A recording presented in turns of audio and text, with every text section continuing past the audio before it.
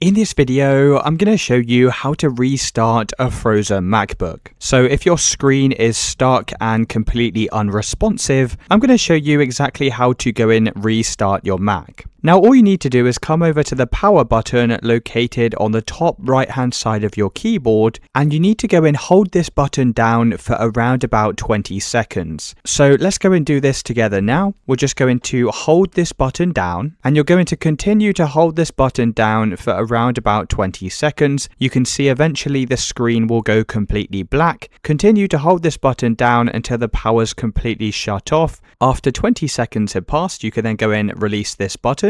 And then what we need to do is come back over to the power button again, and you're just going to hold this down one more time until you see the Apple logo appear. And as soon as you see the Apple logo, you can go and release the power button. The MacBook's then going to start up as normal, and you can go and enter your MacBook password, and you can now begin using your Mac. Let me know in the comments if you found this video helpful.